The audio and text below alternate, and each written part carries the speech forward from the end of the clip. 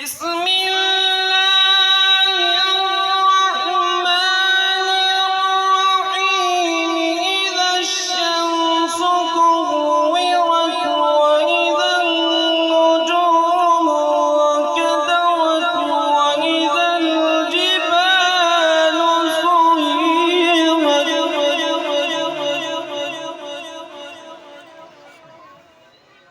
وإذا العشار عطلت وإذا الوحوش حشرت سبحان الله. وإذا البحار سجرت